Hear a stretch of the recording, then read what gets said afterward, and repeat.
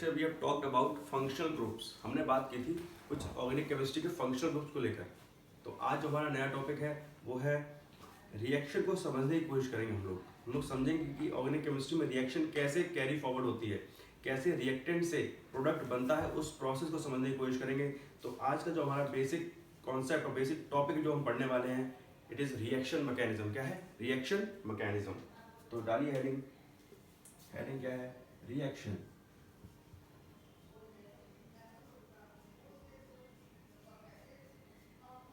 Mechanism.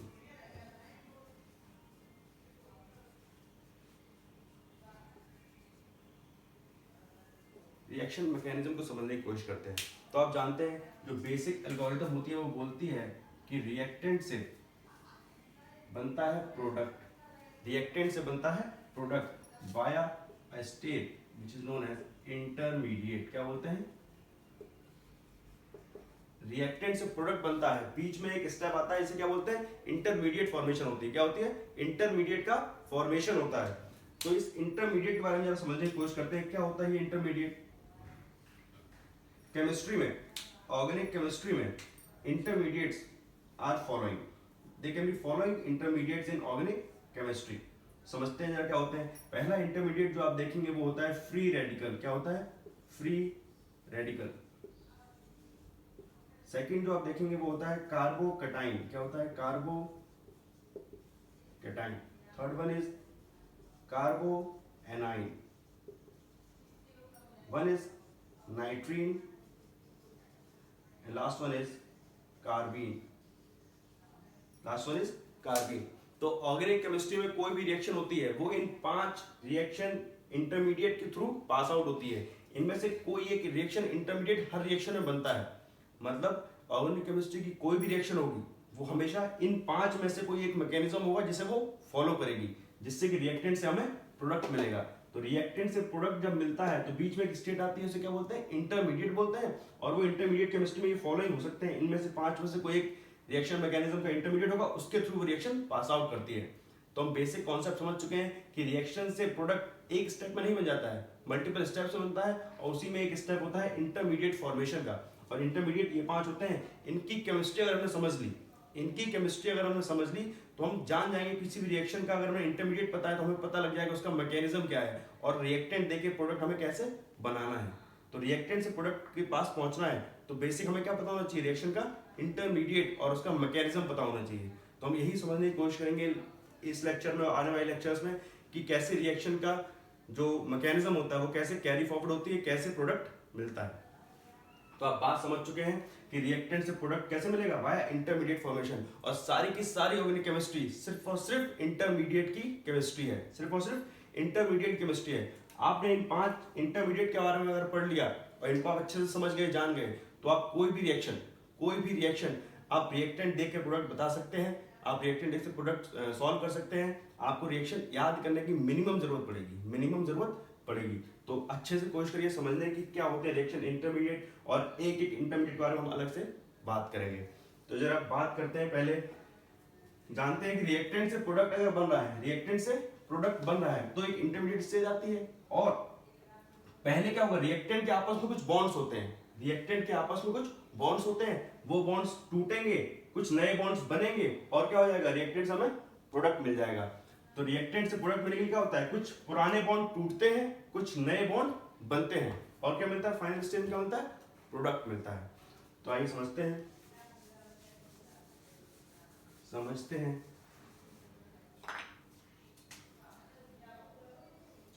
Reactant gives product via intermediate.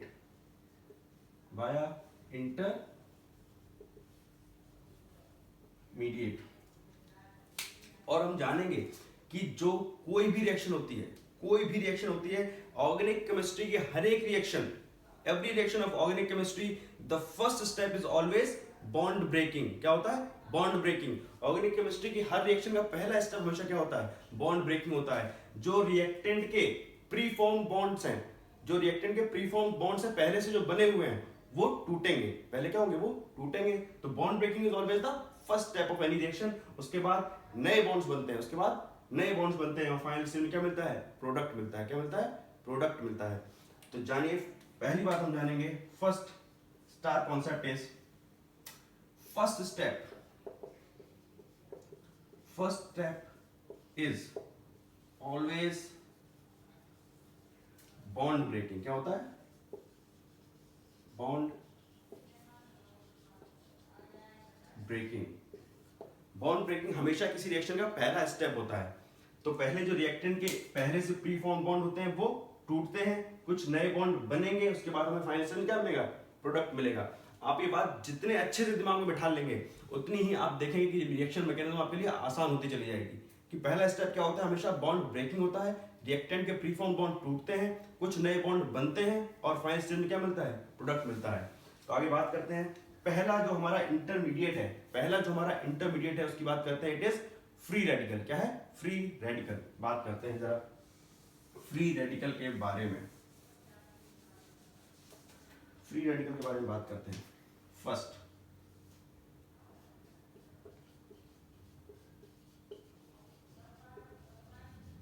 Free radical. तो जानिए जरा क्या होता है फ्री रेडिकल।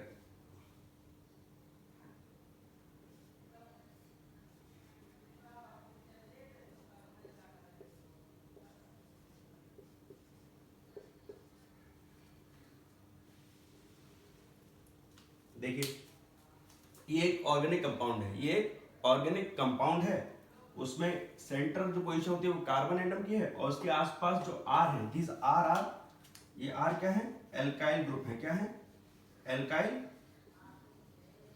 ग्रुप है आर। और ये ए क्या है, ए कोई भी एनी अदर एटम, ये क्या है, कोई और एटम है। तो कार्बन से लगे हुए कुछ एल्काइल ग्रुप है और कार्बन से एक कोई और एटम डायरेक्टली जुड़ा हुआ है।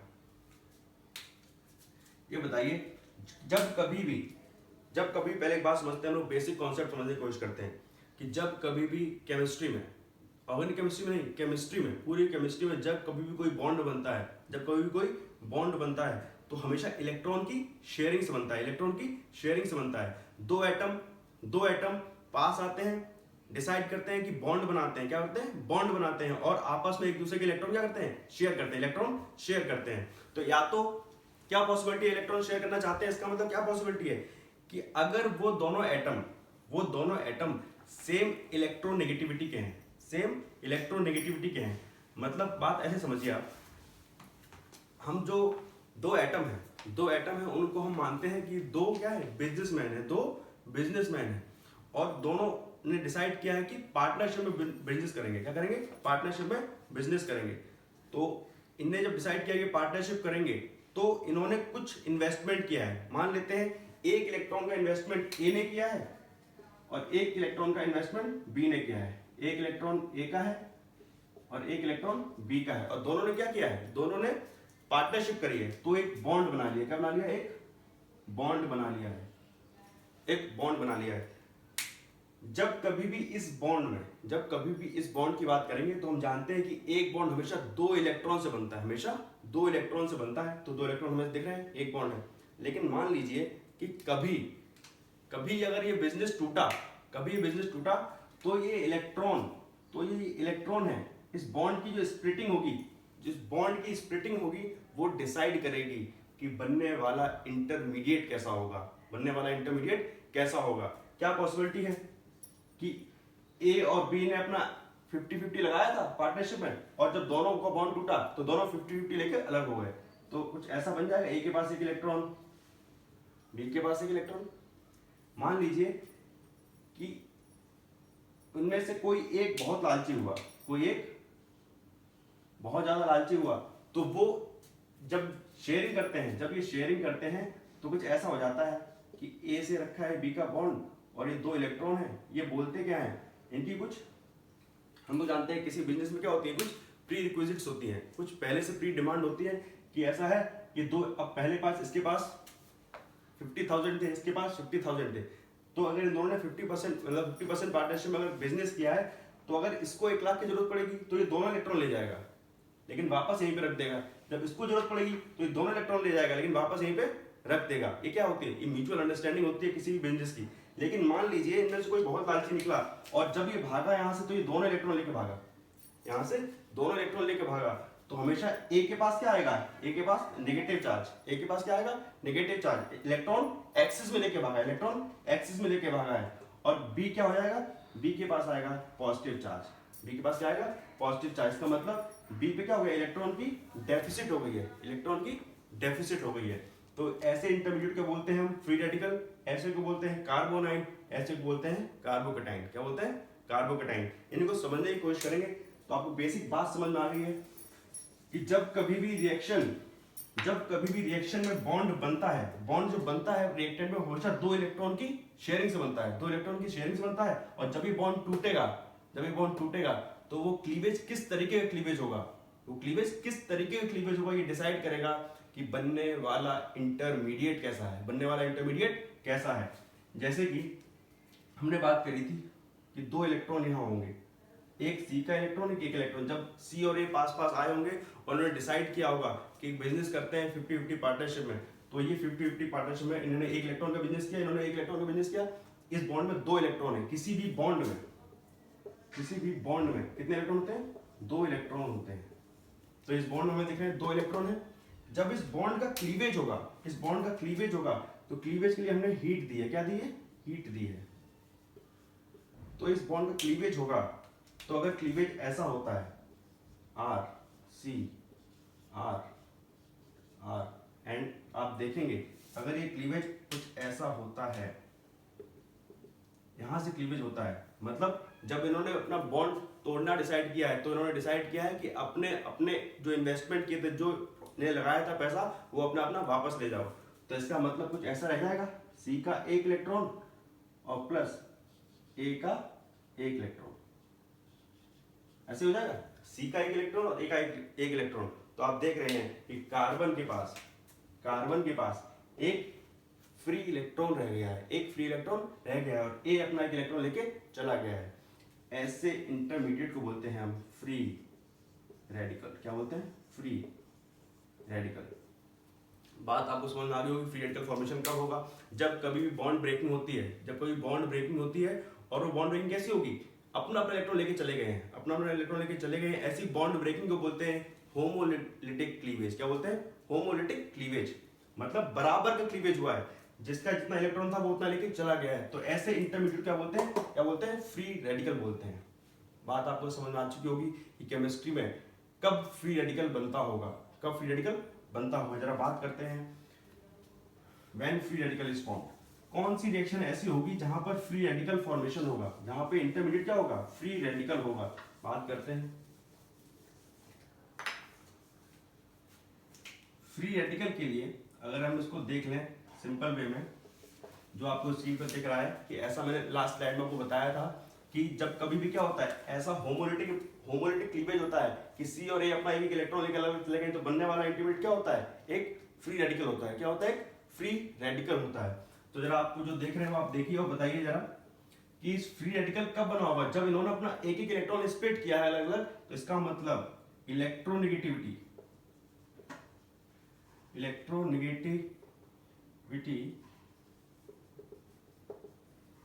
जिसे हम E से डिनोट करते हैं, En से डिनोट करते हैं। बताइए En of C equals to क्या होगी? En ऑफ A होगी। क्योंकि इलेक्ट्रोनेगेटिविटी क्या होती है, जैसे हमने अभी आपको बात समझाई थी बेसिक। इलेक्ट्रोनेगेटिविटी क्या होती है कि बॉन्ड पेयर इलेक्ट्रॉन को, जो बॉन्ड पेयर इलेक्ट्रॉन होता है उसको कितना अट्रैक्ट करता है कोई कितना एटम अट्रैक्ट करता है, वही क्या होती है उस एटम की इलेक्ट्रोनेगेटिविटी होती है। जैसे कि अभी जो बताया था आपको, ये C और A का बॉन्ड था और यहाँ कुछ लगा था ग्रुप। तो बताइए C और A में जो 2 इलेक्ट्रॉन थे इस बॉन्ड में, तो 2 इलेक्ट्रॉन थे, इसमें से C और A एटम की कितनी टेंडेंसी है कि वो बॉन्ड पे इलेक्ट्रॉन को अट्रैक्ट कर पाए, वही क्या होती है उसकी इलेक्ट्रोनेगेटिविटी होती है। तो इलेक्ट्रोनेगेटिविटी को आप डिफाइन करिए, इट इज टेंडेंसी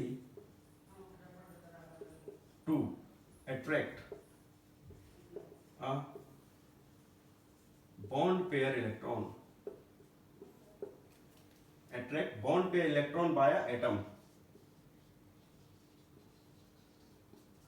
एक जो एटम है वो बॉन्ड पे इलेक्ट्रॉन को कितना अपनी तरफ अट्रैक्ट कर पाता है, कितना अट्रैक्ट कर पाता है भाई, उसकी क्या होती है, इलेक्ट्रोनेगेटिविटी होती है। तो हमेशा याद रखिए कि फ्री रेडिकल तब बनेगा, फ्री रेडिकल इंटरमीडिएट तब बनेगा जब जो दो एटम थे, कार्बन के साथ जो एटम लगा हुआ था ए, जो हमने माना था, एज्यूम किया था, उन दोनों एटम की इलेक्ट्रोनेगेटिविटी क्या होगी, बराबर की होगी, ऑलमोस्ट बराबर होगी या फिर इक्वल होगी। ऐसे जब केमिस्ट्री में ऐसा कुछ होगा तो हमेशा बनने वाला इंटरमीडिएट क्या होगा, फ्री रेडिकल होगा, कि जब वो टूटेंगे तो अपना अपना इलेक्ट्रॉन वापस लेके चले जाएंगे। इसका मतलब electronegativity of C equals to electronegativity A. आप ऐसे समझ लीजिए कि जब वो बॉन्ड टूटा होगा तो उन्होंने डिसाइड किया कि जो इन्वेस्टमेंट किया था अपना इन्वेस्टमेंट वापस लेके चले जाओ। अगर इक्वल डिस्ट्रीब्यूट कर लिया है जो उनका इन्वेस्टमेंट था, उसको ऐसे ऐसे इंटरमीडिएट क्या बोलेंगे हम लोग, फ्री रेडिकल बोलेंगे। क्या बोलेंगे, फ्री रेडिकल बोलेंगे। पहली बात तो हमें समझ में आ गई है कि electronegativity of C equals to electronegativity of A होगा, तो हमेशा इंटरमीडिएट क्या बनेगा, फ्री रेडिकल बनेगा। क्या बनेगा, फ्री रेडिकल बनेगा। अब एक बात बताइए आप, नंबर ऑफ इलेक्ट्रॉन बताइए on carbon, number of electron carbon बताइए।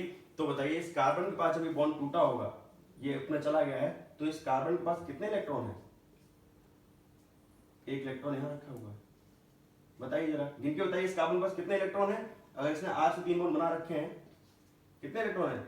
मैंने बताया था आपको कि एक बॉन्ड में 2 इलेक्ट्रॉन, तो एक बॉन्ड में 2 इलेक्ट्रॉन, एक बॉन्ड में 2 इलेक्ट्रॉन, एक बॉन्ड में 2 इलेक्ट्रॉन।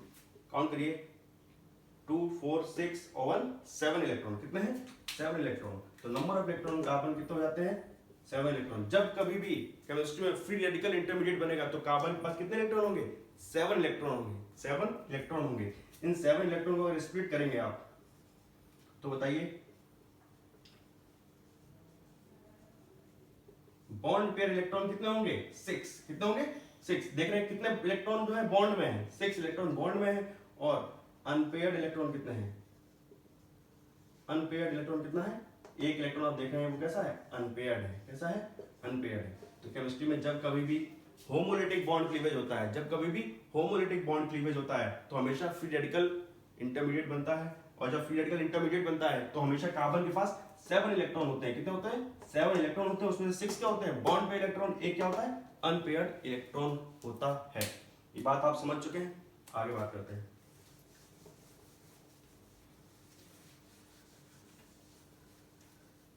एक बात आप लिखिए, point number 4, it is formed by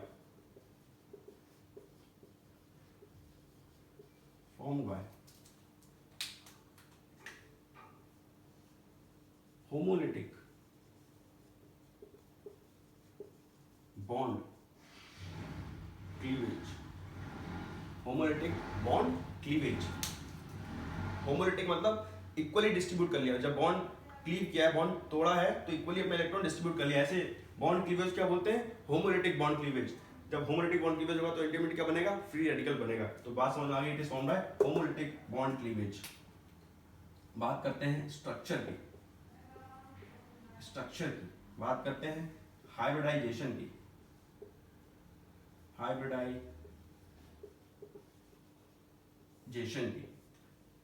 बताइए जरा, स्ट्रक्चर हमने बताया था कि जब कभी भी कार्बन अपने चारों बॉन्ड सिंगल लगता है तो हमेशा स्ट्रक्चर क्या होता है, टेट्राहेड्रल ज्योमेट्री शो करता है। क्या करता है, टेट्राहेड्रल ज्योमेट्री शो करता है। और हमेशा ही हाइब्रिडाइजेशन क्या होती है, sp3 होती है। क्या होती है, sp3 होती है अगर चारों बॉन्ड सिंगल होते हैं तो। लेकिन आप यहां बताइए क्या चारों बॉन्ड सिंगल रह गए हैं, आपको दिखेगा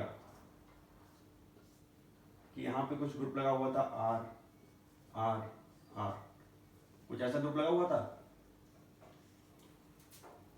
और चौथा बॉन्ड क्या हो गया, चौथा बॉन्ड क्लीव हो चुका है, टूट चुका है। और यहाँ पे क्या है, एक अनपेयर्ड इलेक्ट्रॉन रखा है, और ये चारों एल्काइल ग्रुप जो दिख रहे हैं आपको, ये क्या है, ये सिंगल प्लेन में है। क्या है, सिंगल प्लेन में। और इलेक्ट्रॉन क्या है, परपेंडिकुलर प्लेन में रखा हुआ है। तो ऐसे स्ट्रक्चर क्या बोलते हैं, इट इज ट्राइगोनल प्लेनर। क्या है, ट्राइगोनल प्लेनर। मतलब एक प्लेन में ट्रायंगल है, जिस प्लेन में कार्बन रखा है उसी प्लेन में 3 एल्काइल ग्रुप रखे हैं ट्रायंगल शेप में।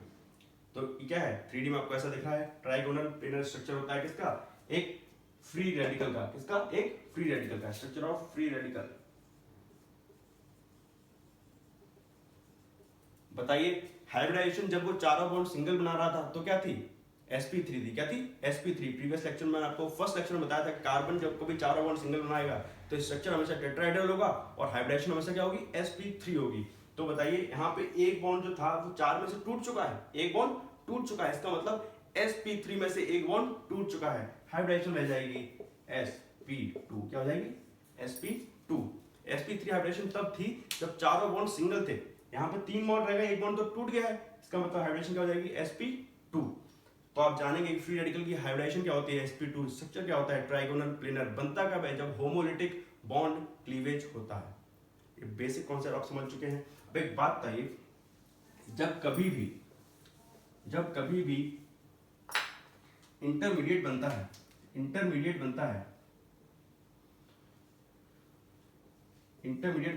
तो इंटरमीडिएट कैसा होता है बताइए, बहुत ज्यादा रिएक्टिव होगा कि बहुत ज्यादा स्टेबल होगा, बहुत ज्यादा रिएक्टिव होगा कि बहुत ज्यादा स्टेबल होगा। इंटरमीडिएट हमेशा ही बहुत ज्यादा रिएक्टिव होता है, बहुत ज्यादा रिएक्टिव होता है, तभी तो रिएक्शन प्रोडक्ट बना पाएगी। तो it is highly reactive, highly reactive, highly reactive है। और बताइए स्टेबल होगा कि अनस्टेबल होगा, अगर रिएक्टिव है तो स्टेबल तो हो ही नहीं सकता, रिएक्टिव है तो स्टेबल तो हो ही नहीं सकता, इसका मतलब क्या होगा, अनस्टेबल होगा, अनस्टेबल होगा,